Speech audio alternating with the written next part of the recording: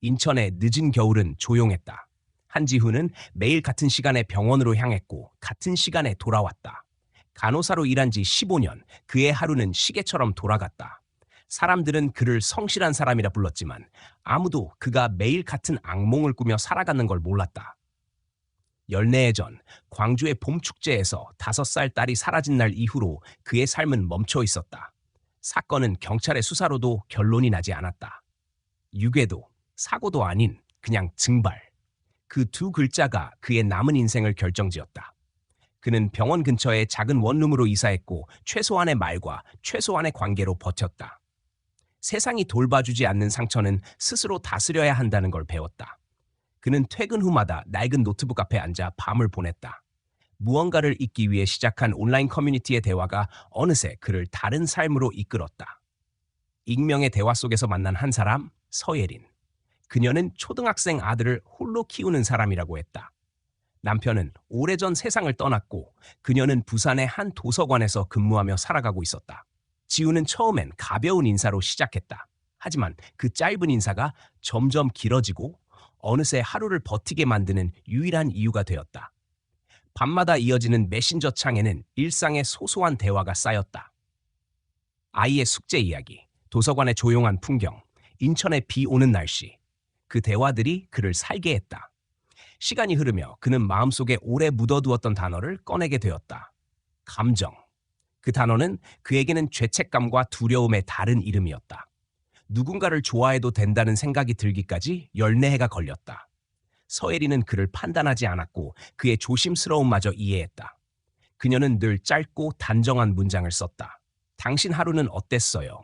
그 한 문장이 그의 삶을 다시 움직이게 했다. 1년이 지나서야 그녀가 직접 만나자고 제안했다. 부산. 지우는 망설였다. 서울에서 내려가는 거리가 아니라 마음의 거리였다. 하지만 그는 결국 승낙했다. 그는 오래전에 잃어버린 시간들을 되찾고 싶었다. 출발 전날 밤 그는 딸의 마지막 사진을 꺼냈다. 파란 솜사탕을 들고 웃던 아이의 얼굴이 빛발했다. 이름은 한아름. 그날 이후로 그는 생일을 기억하지 못했다.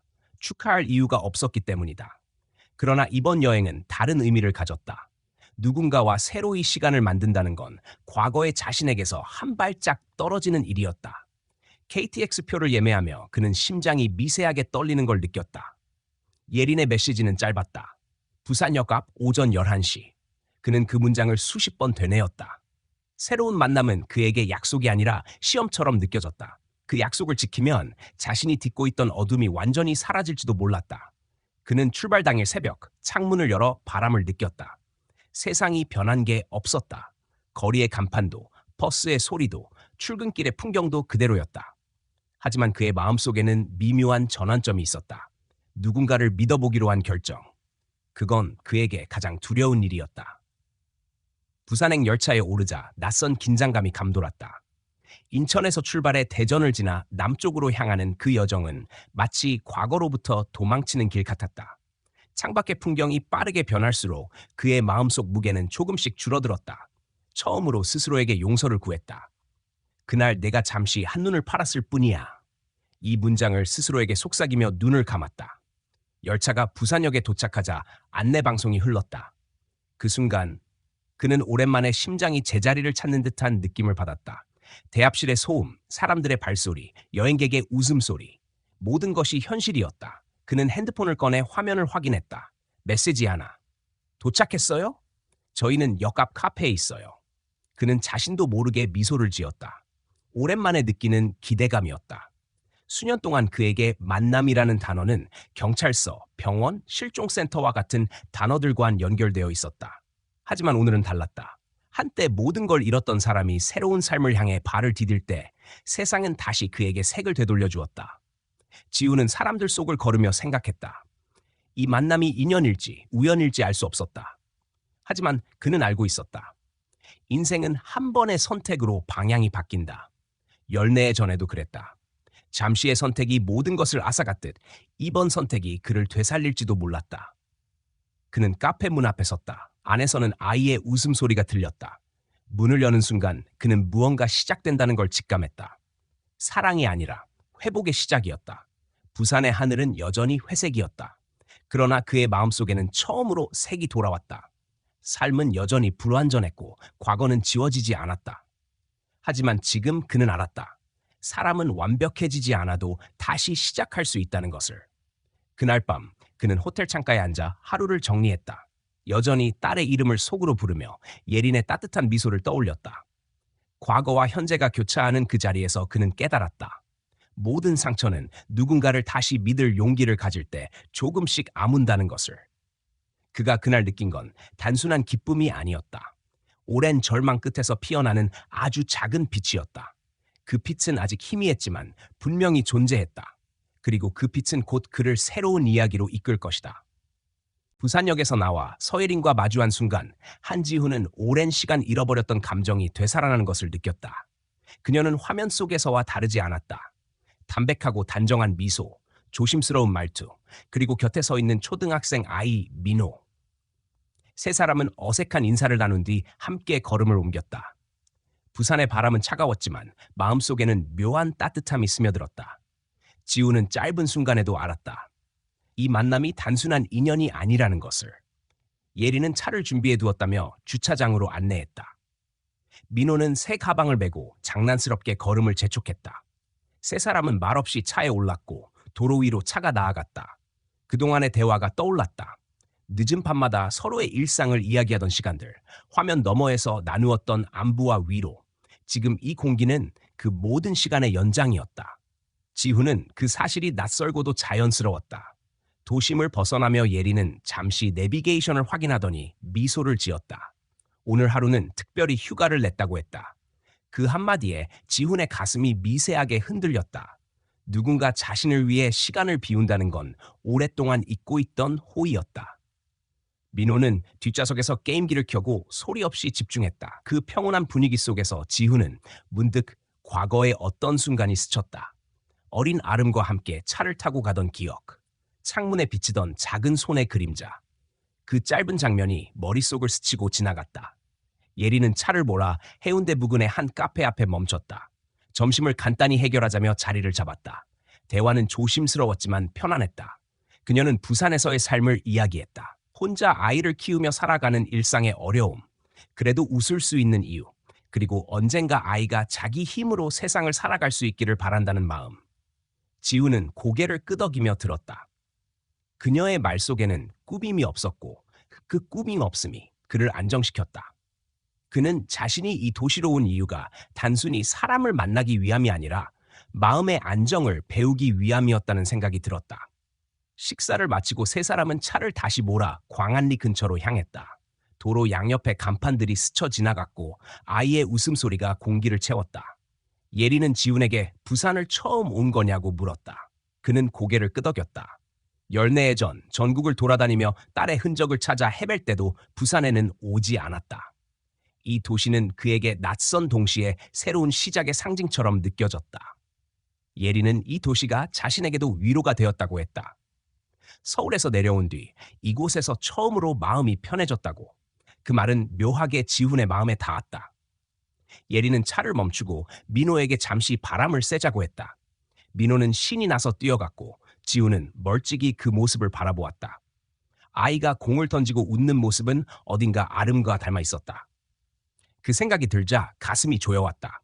하지만 이번에는 그 감정이 고통이 아니라 지나간 시간의 흔적처럼 느껴졌다. 그는 처음으로 자신의 상처를 다른 시선으로 바라볼 수 있었다. 잠시 후 민호가 손에 무언가를 들고 돌아왔다. 찢어진 전단지 조각이었다. 알록달록한 그림과 굵은 글씨로 대한 로열 서커스라는 문구가 보였다. 아이는 흥미로운 표정으로 그것을 예린에게 건넸다. 그녀가 전단지를 펴자 한 여자의 얼굴이 드러났다. 붉은 의상에 금빛 장식이 돋보이는 공연자, 한 팔에 눈에 띄는 반점이 있었다. 그 순간 지훈의 시선이 거기에 멈췄다. 그 반점의 모양은 한 번 본 사람이라면 잊을 수 없었다. 5살 아름의 팔에 있던 것과 완전히 같았다. 시간이 멈춘 듯했다. 그의 머릿속에는 오직 하나의 생각만 맴돌았다. 설마? 예리는 이상한 기운을 느꼈지만 묻지 않았다. 지우는 조용히 전단지를 접어들고 포스터 하단의 일정과 장소를 확인했다. 부산 전시센터, 내일 오전 10시 반. 전단지의 사진 속 여자의 이름은 아리. 그 이름마저 낯설지 않았다. 마치 누군가 의도적으로 바꿔놓은 것처럼 익숙했다. 예리는 아이를 태우고 차를 돌리며 가볍게 웃었다. 아이가 공연을 보고 싶다고 하자 그녀는 내일 시간을 내보자고 했다. 지훈은 고개를 끄덕였다. 목소리가 나오지 않았지만 마음속에선 이미 결정이 내려지고 있었다. 그는 다시 한번 전단지를 펼쳐 사진 속 여자를 바라보았다. 표정, 눈빛, 그리고 그 작은 반점. 모든 게 과거와 현재를 잇는 증거 같았다. 호텔로 돌아오는 길에 그는 휴대폰을 꺼내 검색을 시작했다. 대한 로열 서커스, 최근 공연 일정, 과거 기록. 몇몇 기사는 이 서커스단이 오랫동안 해외를 순회하다 최근에서야 한국에 들어왔다고 말했다. 기사의 하단에는 이름이 한 줄 나와 있었다. 대표 김대환. 그는 몇 년 전까지 다른 이름으로 활동했다는 소문이 있었다. 그 이름이 어디선가 낙이 껐다. 경찰 기록, 실종 신고서, 오래된 기사 제목 속에서 봤던 이름이었다. 지우는 숨을 고르며 생각을 정리했다. 모든 단서가 그를 한 방향으로 이끌고 있었다. 하지만 확신할 수는 없었다. 열네해 전 경찰은 분명히 모든 가능성을 조사했다고 했다. 그럼에도 지금 이 서커스단의 이름이 그의 기억을 건드리고 있었다. 그는 노트북을 켜고 오래된 폴더를 열었다. 아름의 사진, 당시의 수사자료, 그리고 경찰이 보내온 마지막 이메일. 모든 파일이 그를 과거로 끌어당겼다. 그는 사진 속 여자의 눈빛을 다시 보았다. 화면 속에서 그녀는 웃고 있었지만 그 웃음에는 어딘가 공허함이 있었다. 그 눈빛은 그가 마지막으로 본 아름의 눈빛과 같았다. 세상이 낯설어 두려움을 감추려던 아이의 눈빛. 그 순간 그의 가슴 속에 묻혀있던 희미한 불씨가 다시 타올랐다. 그날 밤 그는 잠들지 못했다. 부산의 불빛이 창문 사이로 희미하게 스며들었다. 그는 그 불빛을 바라보며 생각했다. 내일이 모든 것을 바꿀지도 모른다고. 그리고 만약 그것이 진실이라면 익힌 어둠의 끝에서 드디어 답을 얻게 될 것이라고. 그는 새벽녘이 되어서야 눈을 감았다. 머릿속에는 한 문장만 남았다. 내일 확인하자. 아침이 밝자 한지훈은 이미 옷을 갖춰 입고 있었다. 밤새 한숨도 자지 못했지만 피로감은 느껴지지 않았다. 손에는 전날의 전단지가 그대로 쥐어져 있었다. 붉은 의상을 입은 여자의 사진, 그리고 팔에 선명히 남은 작은 반점. 그 이미지가 머릿속에서 사라지지 않았다. 그는 몇 번이고 확대된 화면을 확인했다. 어린 시절 아름의 팔에 있던 반점의 모양은 벚꽃잎처럼 가장자리가 둥글고 중앙이 희미하게 비어 있었다. 전단지 속 여자의 반점도 정확히 그 형태였다. 우연이라기엔 너무 일치했다. 예린의 메시지가 도착했다. 오전 9시 반, 아이와 함께 호텔 앞으로 오겠다는 내용이었다. 지훈은 손에 쥔 종이를 조심스레 접어 주머니에 넣었다. 마음속에는 차분한 의지와 불안이 동시에 자리했다. 14해 동안 수없이 많은 거짓 단서에 휘둘려왔지만 이번만큼은 다르다고 스스로를 설득했다. 오늘만큼은 피하지 않겠다고 마음을 다잡았다. 차 안의 공기는 묘하게 팽팽했다. 민호는 공연 이야기에 들떠 있었고 예리는 거울을 통해 아이를 바라보며 웃었다. 지훈은 말없이 창밖을 보았다. 도로 위에 숫자들이 지나가듯 머릿속에는 과거의 시간들이 흘러갔다. 경찰서의 회색 복도, 실종 포스터를 붙이던 손, 사람들이 던지던 동정의 시선. 모든 게 오래된 기억처럼 희미해졌지만 여전히 끝나지 않은 이야기였다. 전시센터 앞에는 벌써 많은 사람들이 모여 있었다. 가족 단위의 관람객, 젊은 커플, 아이들의 웃음소리. 그 익숙한 풍경 속에서 지우는 묘한 이질감을 느꼈다. 14해 전 그는 바로 이런 사람들 속에서 아이를 잃었다. 그때와 똑같은 냄새, 똑같은 소리, 똑같은 들뜬 분위기. 하지만 이번에는 달랐다. 이번에는 그가 잃어버린 것을 되찾으러 왔다. 표를 확인하는 직원이 친절하게 웃으며 프로그램을 건넸다. 표지에는 어젯밤 전단지와 같은 이미지가 인쇄되어 있었다. 지훈은 조심스럽게 그 책자를 펼쳤다. 각 공연자의 사진과 간단한 소개가 적혀 있었다. 맨 마지막 페이지, Tiger Master R이라는 이름 아래 붉은 의상을 입은 여자의 사진이 다시 보였다. 머리카락, 눈빛, 손의 위치까지 완벽하게 정돈된 모습. 그러나 그가 집중한 건 글씨 아래 작게 적힌 한 줄이었다. 본 공연자는 호주 브리즈번 출신, 어린 시절부터 드레이븐 서커스에서 성장. 그 문장을 읽는 순간 지훈의 눈이 멈췄다. 브리즈번. 그는 기억 속에서 낯익은 단어를 떠올렸다. 14해 전 경찰은 아름의 실종 직후 인근 지역을 샅샅이 수색했다. 그 과정에서 광주 근교에 들렀던 외국 서커스단이 있었다. 그들의 본거지가 바로 브리즈번이었다. 경찰은 그때 단순한 우연이라며 연관성을 부정했지만 지훈은 그때부터 의심을 품어왔다. 그는 손에 쥔 프로그램을 강하게 눌렀다. 지금 여기에 있는 이 공연단이 과거의 그 단체와 어떤 식으로든 이어져 있다는 확신이 들었다. 이름은 바뀌었을지 몰라도 본질은 같았다. 그가 찾던 모든 조각이 이곳으로 연결되어 있었다. 예리는 그런 지훈의 표정을 눈치채고 조심스럽게 물었다. 그는 짧게 고개를 끄덕였다. 아무 말도 하지 않았지만 예리는 그가 평소와 다르다는 걸 느꼈다. 민호는 앞에서 소리쳤다. 서커스단의 깃발이 보인다고. 아이의 들뜬 목소리가 긴장된 공기를 잠시 누그러뜨렸다. 공연 시작까지는 아직 시간이 남아 있었다. 직원이 미리 마련된 행사 부스를 안내했다. 아이들은 풍선을 받고 게임을 즐기며 돌아다녔다. 예리는 민호와 함께 잠시 자리를 비웠고 지훈은 혼자 남았다. 그는 전단지를 다시 꺼내 사진 속 여자의 얼굴을 확대했다. 화면에 비친 그 미소는 완벽했지만 어딘가 공허했다. 어릴 적 아름이 사진을 찍을 때마다 그랬다. 억지로 웃을 때 생기는 입꼬리의 미묘한 각도. 그것까지 닮아 있었다.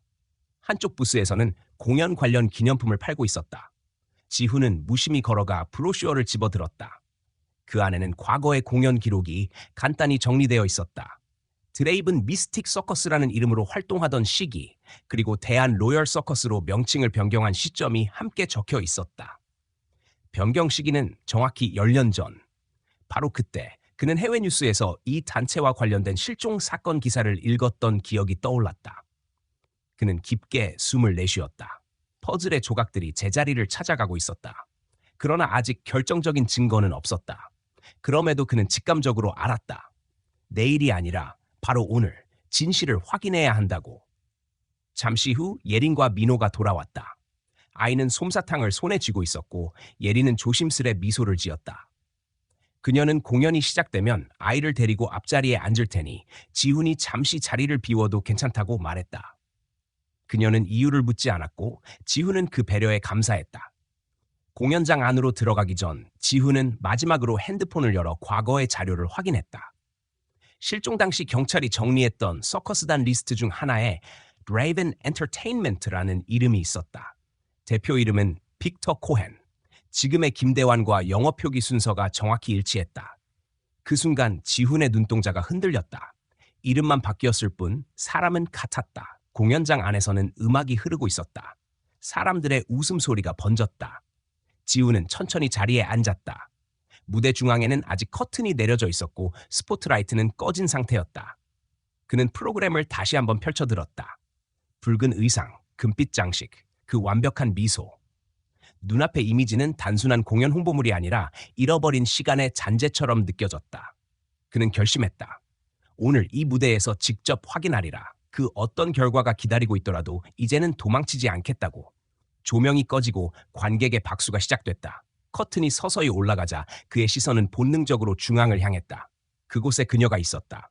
붉은 옷을 입은 여자, 화려한 미소, 그리고 왼팔에 흐릿하게 남은 반점. 지훈의 심장은 한순간 멈췄다. 세상이 정지한 듯 모든 소리가 멀어졌다. 그는 확신했다. 그 여자가 바로 아름이었다. 열네 해 전 봄 축제의 그날 이후 한 번도 잊은 적 없는 이름, 한 번도 사라지지 않았던 얼굴. 그녀는 지금 그의 눈앞에 있었다. 공연이 끝난 뒤에도 한지훈은 자리를 떠나지 못했다. 사람들은 웃으며 사진을 찍고 아이들은 풍선을 들고 뛰어다녔지만 그의 머릿속은 정지된 화면처럼 멈춰 있었다. 눈앞에 무대 위에 있었던 여자가 14해 전 광주에서 사라진 자신의 딸이라는 사실을 받아들이기 어려웠다. 이름은 아리. 서커스의 스타로 소개된 그 여자가 5살의 아름에서 시작된 시간을 이토록 완벽하게 지워버린 채 살아있다는 현실이 믿기지 않았다. 그러나 그는 이미 확신하고 있었다. 그 반점, 그 눈빛, 그리고 웃음의 형태까지. 세월이 흘러도 피는 속이지 못했다. 그는 의자에 앉은 채 사람들의 발걸음이 사라질 때까지 기다렸다. 프로그램 속에서 본 이름, 김대환 단장의 얼굴이 무대 한쪽에서 스태프들과 대화를 나누는 게 보였다. 그 순간 기억이 되살아났다. 14해 전 광주 근교를 순회하던 외국 서커스단의 단장이 빅터 코헨이라는 이름으로 등록되어 있었다. 경찰은 그가 이미 출국했다고 했지만 그는 그 사실을 한 번도 믿지 않았다. 지금 눈앞의 인물은 이름만 바뀌었을 뿐 같은 사람이었다. 그 눈매와 말투, 그리고 늘 끼고 다니던 녹색 돌 반지까지 모든 것이 일치했다. 지우는 천천히 자리에서 일어나 무대 뒤편으로 향했다. 직원용 출입구 앞에 서 있는 경비가 그를 가로막았다. 그는 잠시 머뭇거리다 자신이 간호사라고 밝히며 공연 중 다친 사람이 있는지 물었다. 직원 중 한 명이 다리에 부상을 입었다는 말을 들은 적이 있다고 하며 그를 안쪽으로 안내했다. 작은 천막 안에는 응급용품이 가지런히 놓여 있었고 침대 위에는 아까 무대에서 본 여자와 함께 등장했던 또 다른 여성 공연자가 있었다. 발목에 붕대가 감겨 있었고 얼굴에는 통증보다 불안이 짙게 배어 있었다. 지우는 의료용 장갑을 꺼내 조심스럽게 다친 부위를 확인했다. 단순한 염자였다. 그는 얼음팩을 건네며 붕대를 다시 감았다. 그때 천막이 열리고 단장이 들어왔다. 짙은 파란색 코트를 걸친 남자의 시선이 순간 그를 스쳤다. 단장은 짧게 고개를 끄덕이며 직원에게 상황을 묻고 곧장 다가와 물었다. 어디서 오신 분입니까? 지우는 평온한 목소리로 말했다. 인근 병원 간호사입니다. 공연 중 부상자가 있다고 들어와 도와드렸습니다. 단장은 그제야 안도한 듯 짧게 웃었다. 그러나 그 웃음에는 어딘가에 경계가 섞여 있었다. 성함이? 단장이 물었다. 지훈은 망설이지 않고 답했다. 한지훈입니다. 그 짧은 대답 이후 공기가 바뀌었다. 단장의 표정이 굳어졌고 잠시 시선을 피했다. 그는 이내 무표정한 얼굴로 자리에서 물러나더니 직원에게 다른 용무가 있다며 자리를 떴다. 지훈은 그 뒷모습을 조용히 바라봤다. 등 뒤로 느껴지는 확신은 더 이상 착각이 아니었다. 단장이 사라진 뒤 천막 안에는 침묵이 흘렀다. 부상당한 여성은 자신의 이름을 엘리나라고 말했다. 그는 아직 공연 일정이 남았다고 중얼거렸지만 그 말의 끝은 불안하게 떨렸다. 지훈은 그녀가 진정할 때까지 최소한의 응급처치를 마쳤다. 그리고 돌아서려는 순간 또 다른 그림자가 천막 안으로 들어왔다. 붉은 의상을 걸치지 않은 여자가 들어왔다. 화려한 메이크업진 수수한 복장, 그러나 눈빛은 익숙했다. 바로 아리였다. 지훈의 심장이 요동쳤다. 그녀는 단장을 찾는 듯 주위를 둘러보다 엘리나의 상태를 확인했다. 그리고 잠시 시선을 돌렸을 때 그와 눈이 마주쳤다. 그 순간 모든 시간이 멈춘 것 같았다. 그 눈동자 속에 자신이 살던 세월이 고스란히 비쳤다. 그는 말없이 그녀를 바라봤다. 그녀는 잠시 고개를 갸웃하며 그를 다시 바라봤다. 기억하지 못하는 표정이었다. 지우는 차분하게 말했다. 팔에 있는 그 자국 혹시 어릴 때부터 있었습니까? 그녀는 잠시 손목을 바라보다가 무심하게 고개를 끄덕였다. 그건 흔한 건 아니지요. 지훈의 말에 그녀는 담담히 대답했다. 어릴 적부터 있었어요. 제게 행운의 표시라고 하시더군요. 그 말 한마디에 지훈의 내면은 무너졌다. 그가 했던 말이었다. 아름이 5살이던 해 넘어져 다친 팔을 달래주며 자신이 그렇게 말했다. 이건 행운의 표시야. 넌 평생 행복할 거야. 그런데 지금 그녀의 입에서 똑같은 말이 흘러나왔다. 그는 손을 모으며 자신을 다잡았다. 지금 이 자리에서 모든 걸 말할 수 없었다. 그녀의 기억이 변형되어 있다는 사실이 뚜렷했다. 단장이 그녀에게 다른 정체성을 주입시켰다는 건 의심의 여지가 없었다. 그는 짧게 숨을 고르고 말했다. 오늘 공연 멋졌습니다. 당신의 재능이 인상적이네요. 그녀는 고개를 숙이며 미소를 지었다. 하지만 그 미소는 차갑고 정돈되어 있었다. 그녀가 나간 뒤 천막 안에는 다시 정적이 흘렀다. 지훈은 엘리나에게 가볍게 인사하고 나왔다. 단장은 보이지 않았다. 공연장 뒤편에 직원들이 분주히 장비를 옮기고 있었지만 모두 무표정했다. 서커스단의 분위기에는 묘한 긴장이 감돌았다. 그는 주변을 살피며 나왔다. 단장의 차량이 빠져나가는 뒷모습이 잠시 보였다. 그는 휴대폰을 꺼내 예린에게 연락을 남겼다. 곧 나가겠다고. 그리고 잠시 눈을 감았다. 이제 확신이 있었다. 아리는 아름이었다. 이름만 바뀌었을 뿐 모든 흔적이 그대로였다. 다만 그녀의 기억 속에서 아버지라는 존재가 지워졌을 뿐이었다. 호텔로 돌아오는 길, 그는 차 안에서 프로그램을 다시 펼쳤다. 사진 속 단장의 이름과 과거 기사들을 교차해 보았다. 빅터 코엔, 김대환, 두 이름은 같은 사람의 그림자였다. 그가 14해 동안 숨길 수 있었던 이유는 단 하나였다. 아이들의 신분을 조작하고 그 기억을 통제하는 방식. 그는 심리학과 최면술을 결합한 수법으로 사람을 조종했다. 지훈은 서류 속에서 읽은 여러 사건이 떠올랐다.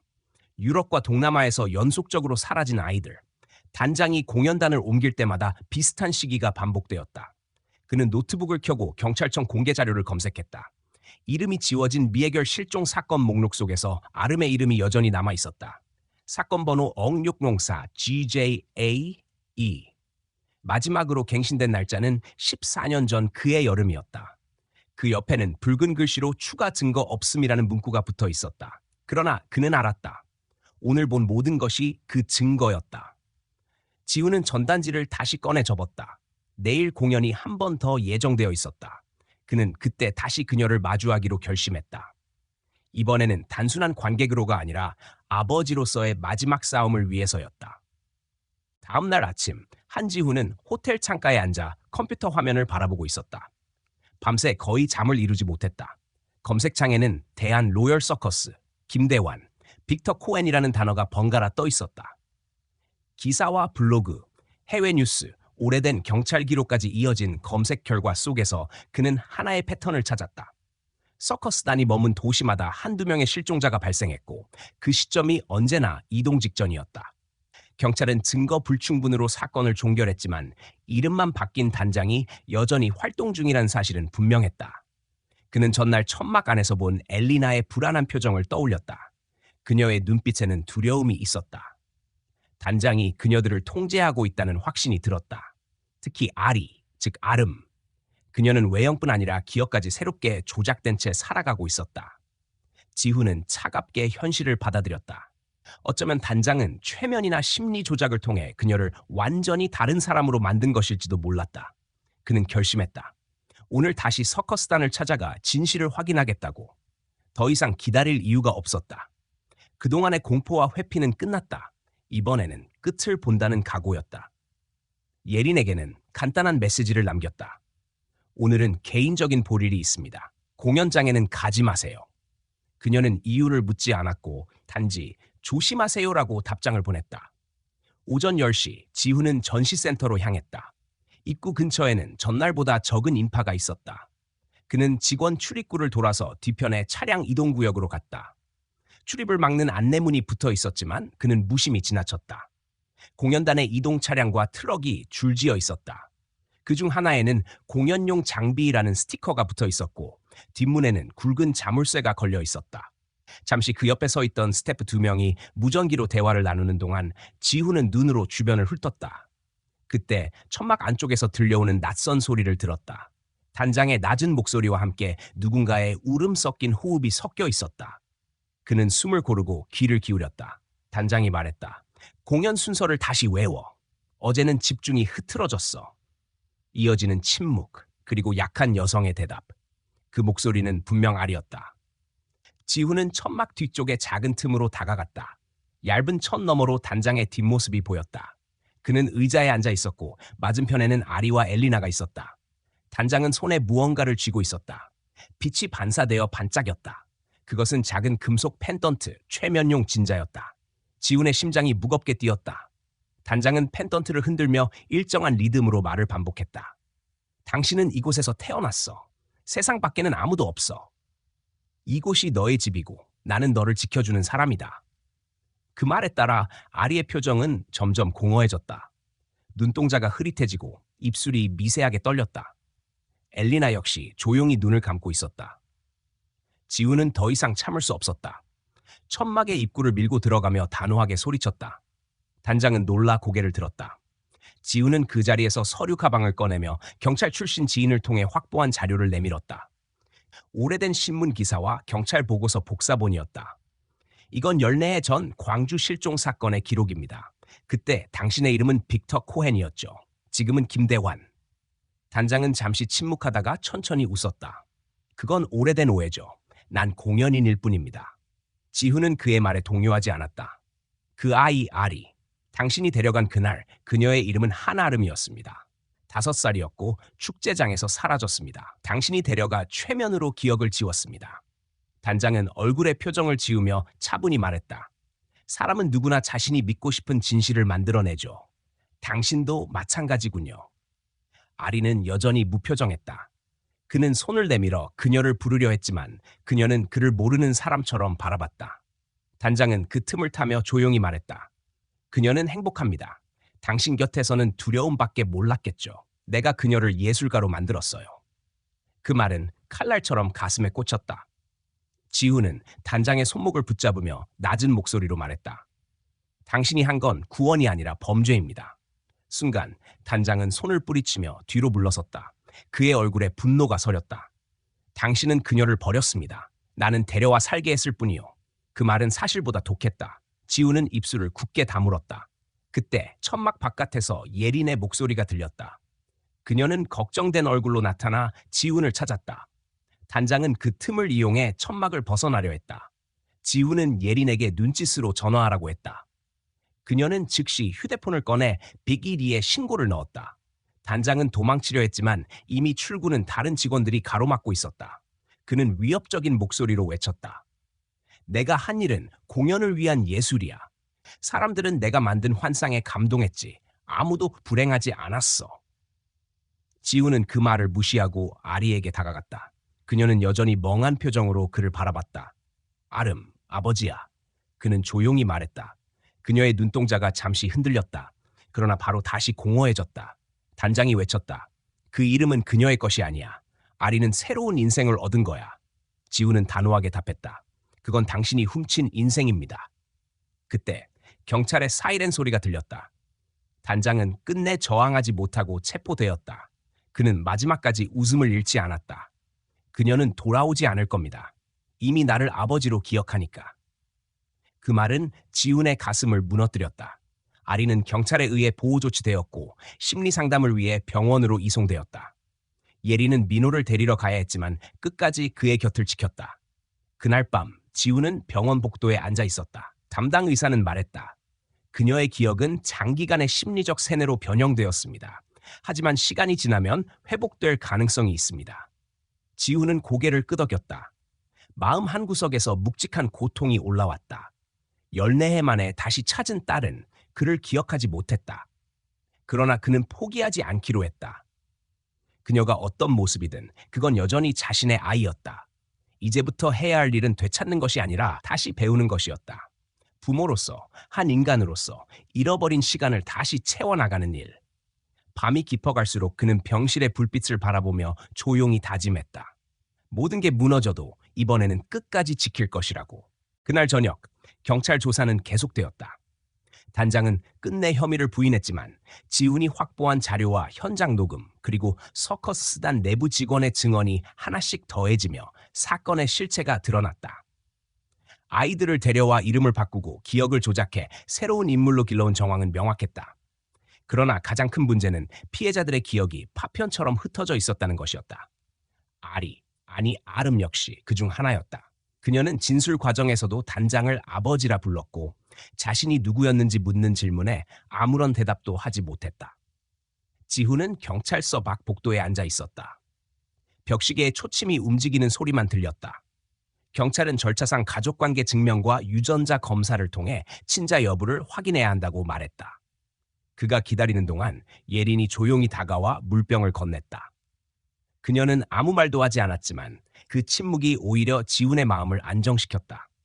세상에서 가장 길었던 하루가 저물어가고 있었다. 밤늦게 결과가 나왔다. 유전자 일치율 99.98%. 지훈의 손이 미세하게 떨렸다. 경찰은 공식적으로 신원을 확인했고 아리는 이제 다시 한아름으로 등록되었다. 하지만 그 이름을 되찾는 일보다 훨씬 어려운 것은 기억을 되찾는 일이었다. 이튿날 아침, 아름은 국립정신건강센터로 옮겨졌다. 담당 의사 류소연은 심리치료 전문가였다. 그녀는 지훈에게 말했다. 오랜 세뇌와 기억 왜곡이 겹쳐 있습니다. 섣불리 자극을 주면 반발이 올 수 있어요. 천천히 익숙한 환경에서 조금씩 회복을 유도해야 합니다. 지훈은 고개를 끄덕였다. 14해 동안 그가 배운 건 인내였다. 치료 첫날, 아름은 의사와의 면담에서 자신의 이름을 3번이나 바꿔 말했다. 아리, 에바, 그리고 마지막엔 아무 대답도 하지 않았다. 그녀의 눈에는 두려움과 혼란이 섞여 있었다. 그 모습을 지우는 유리벽 너머에서 지켜봤다. 의사는 그에게 신중히 말했다. 그녀가 기억을 완전히 잃은 건 아닙니다. 다만 본능적으로 과거의 기억을 차단하고 있습니다. 스스로를 보호하기 위한 반응입니다. 지우는 치료가 끝난 뒤 병실로 향했다. 아름은 침대에 앉아 있었다. 그는 조용히 그녀의 곁에 앉았다. 말을 건네지 않았다. 다만 그녀가 익숙한 무언가를 느낄 수 있도록 기다렸다. 책상 위에는 경찰이 회수해둔 그녀의 물건 몇 가지가 놓여 있었다. 그중 하나는 작은 브로치였다. 벚꽃 모양의 금속 장식. 지훈이 직접 만든 것이었다. 아름이 5살 생일날 달아줬던 것이다. 그는 손끝으로 그 브로치를 만지며 생각했다. 기억이 사라져도 무의식은 남는 법이다. 며칠이 흘렀다. 치료는 더디게 진행됐다. 아름은 여전히 자신을 아리라고 불렀고 때로는 단장을 찾는 듯한 말을 했다. 지우는 매일 병원을 찾았다. 의사는 오히려 그의 존재가 회복의 열쇠가 될 수도 있다고 했다. 그는 아이에게 과거를 강요하지 않고 현재를 함께 쌓아갔다. 책을 읽어주고 음악을 들려주며 세상과 다시 연결되는 감각을 되찾게 했다. 일주일쯤 지나자 변화가 찾아왔다. 아름은 간호사가 준 과자를 먹다가 문득 말했다.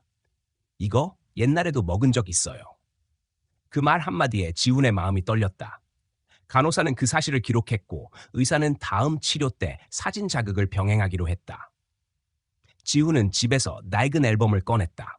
먼지가 쌓인 사진들 사이에서 하나를 골랐다. 축제장에서 파란 솜사탕을 들고 웃던 5살의 아름. 다음 세션에서 그는 그 사진을 내밀었다. 아름은 처음엔 시선을 피했다. 그러나 시간이 지나자 눈동자가 그 사진에 머물렀다. 의사가 조용히 물었다. 이 사진 속 아이가 누구라고 생각하나요? 아름은 한참을 바라보다가 낮게 말했다. 저랑 닮았어요. 그 목소리는 아주 조용했지만 분명했다. 지우는 숨을 삼켰다. 기억의 문이 아주 조금 열리고 있었다. 그날 밤 그는 병원 근처의 숙소에서 예린과 다시 마주했다. 그녀는 아이를 돌보느라 지쳐 있었지만 여전히 그의 곁을 지켰다. 그녀는 말했다. 기억은 돌아오지 않아도 괜찮아요. 지금 여기 있다는 게 중요하잖아요. 지우는 그 말을 오래 곱씹었다. 열내해 동안 그는 찾는다는 말에 모든 것을 걸었다. 하지만 이제는 지킨다는 말이 더 무겁게 다가왔다. 며칠 뒤 경찰은 서커스단의 창고에서 여러 신분증과 여권을 확보했다. 피해자들의 이름이 조작된 증거였다. 뉴스는 이를 국제아동 세뇌 사건으로 보도했다. 세상은 분노했지만 지훈에게 그건 단지 먼 소식이었다. 그에게 중요한 건 오직 한 사람, 병실 안의 아름이었다. 치료 3주째 되던 날 의사는 사로극 실험을 제안했다. 지훈이 직접 아름에게 과거의 냄새나 소리를 들려주는 것이었다. 그는 그날 아침 오래된 음성 파일 하나를 들고 병원으로 갔다. 그것은 축제날 녹음된 짧은 음성. 아름아, 이건 우리 약속이야. 절대 혼자 가지 않기. 그 목소리가 흘러나오자 아름의 손이 미세하게 떨렸다. 눈이 커지고 입술이 흔들렸다. 그리고 아주 천천히 그녀의 입에서 단어가 흘러나왔다. 아빠? 의사는 눈빛으로 신호를 보냈다. 반응이 왔다. 지훈은 아무 말도 하지 않았다. 그저 조용히 고개를 끄덕였다. 눈앞의 현실이 믿기지 않았지만 그는 울지 않았다. 아직 끝이 아니었다. 하지만 분명 무언가 시작되고 있었다. 그날 밤 병원의 복도는 조용했다. 지훈은 병실 앞 벤치에 앉아 있었다. 유리문 너머에서 아름은 잠들어 있었다. 그는 처음으로 마음속 깊이 확신했다. 잃어버린 시간은 되돌릴 수 없지만 다시 살아갈 시간은 남아있다는 것을. 그리고 그 시간은 이제 그들의 것이었다. 그날 이후 한지훈의 하루는 병원에서 시작해 병원에서 끝났다. 한아름은 여전히 치료 중이었지만 그녀의 표정에는 이전과는 다른 온기가 조금씩 스며들고 있었다. 기억의 일부가 돌아온 뒤로 그녀는 더 이상 단장을 찾지 않았고 대신 자신이 어디에 있는지, 왜 여기에 있는지를 천천히 받아들이고 있었다. 의사는 회복의 속도가 예상을 넘는다고 말했다. 그러나 지훈은 조심스러웠다. 아직 그녀의 마음속에는 공백이 너무 많았고 그 공백을 채우는 일은 조급함으로는 할 수 없었다. 경찰 수사는 계속됐다. 김대환 혹은 빅터 코헨으로 불렸던 남자는 결국 구속되었고 그가 운영하던 서커스단의 전 세계 이동 기록이 드러났다. 수십 명의 아이들이 같은 방식으로 기억을 조작당했다는 사실이 밝혀졌다. 검찰은 그를 유괴, 인신매매, 심리조작 등 복수의 혐의로 기소했다. 뉴스에서는 그를 최면의 괴물이라 불렀다. 지훈은 모든 방송을 피했다. 세상이 떠드는 동안 그는 조용히 딸 곁에 남았다. 그가 병실에 들어서면 아름은 언제나 창가 쪽에 앉아 있었다. 그녀는 책을 읽거나 글을 쓰며 시간을 보냈다. 어느 날 그녀는 조심스레 종이 한 장을 내밀었다. 거기엔 짧은 문장이 적혀 있었다. 나는 아직 완전히 기억하지 못하지만 마음은 알고 있다. 그 문장을 읽는 순간 지훈은 말없이 눈을 감았다. 단어보다 더 깊은 이해가 그 안에 있었다. 기억은 잊었지만 감정은 남아 있었다. 며칠 뒤 의사는 외출 치료를 제안했다. 병원 안이 아닌 실제 공간 속에서 감각을 되살리는 과정이었다. 지훈은 그녀를 데리고 부산 해운대 근처의 조용한 공원으로 갔다. 의사는 단순한 산책이라 설명했지만 지훈에게 그 시간은 열네해를 건너온 약속의 연장이었다. 아름은 처음엔 조심스러웠다. 낯선 거리, 지나가는 사람들, 바람의 소리 모두가 낯설었다. 그러나 시간이 지나며 그녀는 조금씩 시선을 들기 시작했다. 그 눈빛 속엔 오래된 두려움 대신 미약한 호기심이 자리하고 있었다. 벤치에 앉은 그녀는 손에 쥔 간단한 도시락을 바라보다가 불현듯 말했다. 아빠, 제가 좋아하던 건 파란색이었죠? 지훈은 대답하지 못했다. 그 질문은 마치 시간을 되돌리는 주문처럼 들렸다. 그녀는 말을 이었다. 솜사탕도 파란색이었어요. 달았어요. 근데 이상하게 냄새가 기억나요. 그 한마디가 그에게는 열네해의 침묵을 깨뜨리는 소리였다. 그날 이후 치료는 빠르게 진전됐다. 그녀는 매일 새로운 단어를 기억했고 그 단어들은 점점 과거와 현재를 잇는 다리 역할을 했다. 지훈은 매일 일지를 썼다. 그녀가 어떤 단어를 기억했는지, 어떤 꿈을 꾸었는지, 어떤 노래를 흥얼거렸는지, 그것이 그들의 대화 방식이었다. 한 달이 지난 어느 저녁 경찰로부터 연락이 왔다. 재판이 시작된다는 소식이었다. 그는 병원 측의 동의하에 잠시 자리를 비웠다. 법정 안에는 많은 기자와 피해자 가족들이 있었다. 김대환은 구속복을 입고 무표정하게 앉아 있었다. 검찰이 범죄의 과정을 낭독하는 동안에도 그는 눈 하나 깜빡이지 않았다. 지훈은 그를 똑바로 바라봤다. 분노보다 더 큰 감정이 가슴을 채웠다. 연민이었다. 인간이 어디까지 타락할 수 있는가, 그 끝을 보고 있었다. 재판이 끝나자 그는 곧장 병원으로 돌아갔다. 복도 끝에서 아름이 그를 기다리고 있었다. 그녀는 조용히 말했다. 오늘 그 사람이 처벌받는 날이에요? 지훈은 고개를 끄덕였다. 아름은 한참을 생각하더니 낮게 말했다. 저는 그 사람을 미워하지 않아요. 그냥 그 사람이 더 이상 다른 사람을 아프게 하지 않았으면 좋겠어요. 그 말은 은희 어린 시절의 아름과 똑같았다. 세상이 아무리 잔인해도 그 아이는 한 번도 미움을 품을 줄 몰랐다. 그날 밤 지훈은 혼자 병원 옥상에서 하늘을 올려봤다. 바람은 차가웠지만 마음 한구석이 이상하게 따뜻했다. 그는 생각했다. 복수보다 더 강한 건 용서라는 것을. 그리고 용서란 상대를 위한 것이 아니라 스스로를 해방시키는 일이라는 것을. 며칠 후 병원 측은 아름의 퇴원을 허가했다. 완전한 회복은 아니었지만 일상 복귀가 가능할 정도였다. 의사는 말했다. 기억은 완전히 돌아오지 않아도 괜찮습니다. 그녀는 이미 지금의 자신을 받아들이기 시작했습니다. 지훈은 조용히 고개를 숙였다. 집으로 돌아온 첫날 아름은 방 안을 천천히 둘러보았다. 벽에는 어린 시절 사진들이 걸려 있었다. 그녀는 그 사진들 앞에 한참을 서 있었다. 그리고 그중 한 장을 가리켰다. 파란 솜사탕을 들고 웃는 5살의 아이. 그녀는 말했다. 이 아이가 저죠. 그쵸, 아빠? 지훈은 대답 대신 그녀의 손을 잡았다. 말로는 설명할 수 없는 순간이었다. 그날 밤 아름은 잠들기 전 일기를 썼다. 오늘 처음으로 나는 나라는 이름이 낯설지 않았다. 그리고 누군가 나를 지켜봤다는 걸 느꼈다. 그 문장을 읽은 지훈은 한참 동안 아무 말도 하지 못했다. 긴 시간의 어둠이 끝나고 있었다. 기억은 여전히 불완전했지만 마음은 분명히 돌아오고 있었다. 그는 다시 일어설 수 있는 이유를 찾았다. 그것은 단순한 기적이 아니었다. 그 모든 건 포기하지 않은 시간들이 만들어낸 결과였다. 그리고 그는 알았다. 이 이야기는 끝이 아니라 다시 시작되는 삶의 첫 장이었다. 한아름이 퇴원한 지 2달이 지났다. 그녀는 주기적으로 병원을 찾아 치료를 이어가고 있었고 일상에 조금씩 적응하고 있었다. 아직 불안정한 순간들이 남아 있었지만 그녀의 시선에는 이제 두려움보다 평온이 많았다.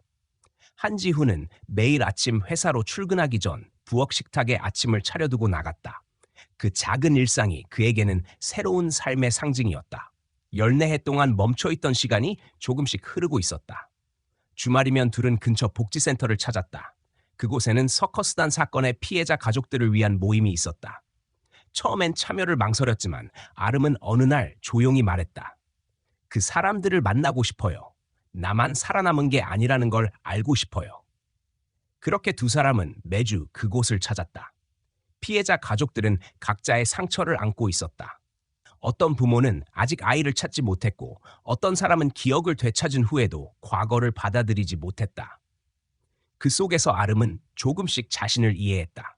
자신이 잃은 시간보다 앞으로 살아갈 시간이 더 중요하다는 것을. 모임이 끝나면 그들은 늘 센터 근처의 작은 카페에 들렀다. 지우는 커피를, 아름은 늘 따뜻한 유자차를 주문했다. 그녀는 노트를 꺼내 글을 썼다. 처음엔 치료의 일부였지만 점점 일상의 습관이 되었다. 그 노트에는 그녀의 기억 조각과 새로 만들어가는 삶의 단어들이 담겨 있었다. 어느 날 지훈이 물었다. 무엇을 쓰고 있니? 그녀는 잠시 고민하다 대답했다. 기억은 잃었지만 감정은 남았어요. 그래서 그 감정을 적고 있어요. 내가 느낀 세상의 온도, 사람의 냄새, 그리고 아빠의 목소리. 그 대답에 지훈은 아무 말도 하지 못했다. 그저 고개를 끄덕였다. 시간은 그렇게 흘렀다. 계절이 바뀌고 사건의 재판은 끝이 났다. 김대환은 무기징역을 선고받았다. 재판이 끝나던 날 기자들이 쏟아지는 질문 속에서 지훈은 한마디만 했다.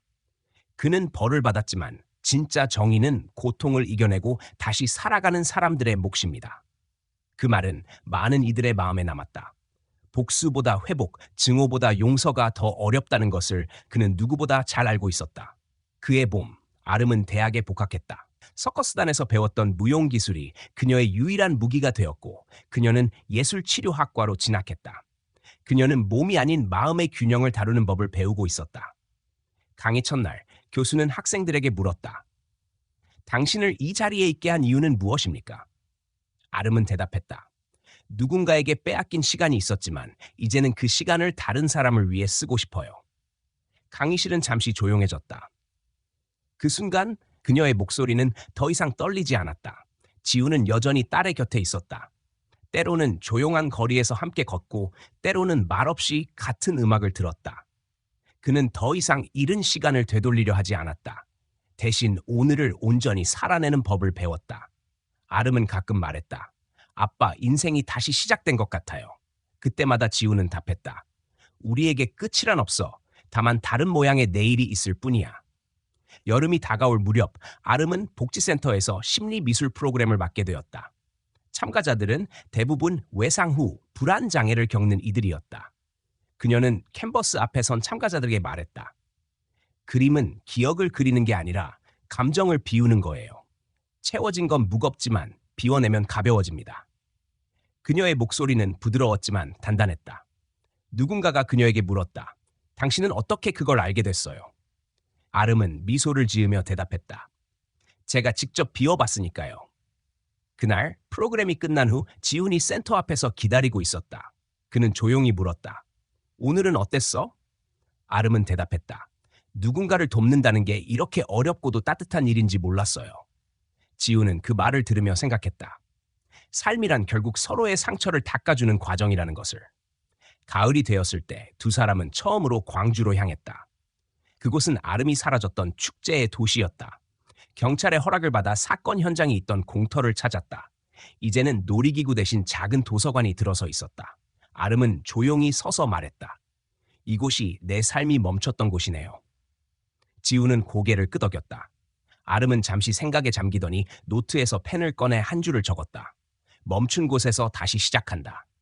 그 문장은 그녀의 지난 14해를 모두 담고 있었다. 그날 밤 숙소로 돌아온 그녀는 창문을 열고 조용히 일기를 썼다. 기억은 완벽하지 않지만 나는 이제 두렵지 않다. 내 안에는 여전히 상처가 있지만 그 상처가 나를 사람답게 만든다. 누군가를 용서한다는 건 그 사람을 위해서가 아니라 내 안의 어둠을 내려놓기 위한 일이다. 지우는 그녀의 방 앞에서 그 일기의 마지막 문장을 읽었다. 그는 천천히 미소를 지었다. 오래 걸린 길이었다. 그러나 그 길의 끝에는 절망이 아니라 성장과 용서가 있었다. 몇 주 뒤 아름은 자신의 이야기를 담은 짧은 수필을 신문사에 보냈다. 제목은 파란 솜사탕의 기억. 글의 마지막에는 이렇게 적혀 있었다. 인생은 때로 잃어버린 것들을 되찾는 여정이 아니다. 우리가 진짜로 배워야 하는 건 상처 속에서도 다시 사랑하고, 다시 믿고, 다시 웃는 법이다. 그 글은 많은 사람들의 마음을 울렸다. 그리고 지우는 그날 밤 조용히 딸의 글을 읽으며 생각했다. 세상은 여전히 불완전하지만 사람은 다시 시작할 수 있는 존재라는 것을. 그것이 그가 배운 가장 인간적인 진실이었다. 오늘도 끝까지 이야기를 함께 해주신 여러분께 진심으로 감사드립니다. 이 이야기는 단순한 사건의 기록이 아니라 우리가 살아가며 잃어버린 것들을 어떻게 다시 찾아가는가에 대한 이야기였습니다. 기억은 사라질 수 있지만 마음은 결코 지워지지 않는다는 사실을 아름과 지훈의 여정을 통해 다시 느낄 수 있었습니다. 용서란 누군가를 위한 것이 아니라 스스로를 자유롭게 만드는 길이라는 것. 그리고 진정한 사랑은 포기하지 않는 기다림 속에서 자라난다는 것. 그것이 오늘 우리가 함께 나눈 이야기의 가장 큰 메시지입니다. 이 영상을 통해 여러분의 마음에도 작은 위로와 희망이 전해졌기를 바랍니다. 삶은 때로 너무 무겁고 복잡하지만 그 안에는 여전히 다시 시작할 수 있는 힘이 있습니다. 우리 모두 각자의 자리에서 조금 더 따뜻한 세상을 만들어가기를 소망합니다. 이야기가 마음에 닿았다면 여러분의 생각과 느낌을 아래 댓글로 남겨주세요. 여러분의 한마디 한마디가 다음 이야기를 만들어가는 큰 힘이 됩니다. 좋아요 한 번, 구독 한 번으로도 큰 응원이 됩니다. 다시 한번 진심으로 감사드리며 다음 이야기에서 또 만나 뵙겠습니다.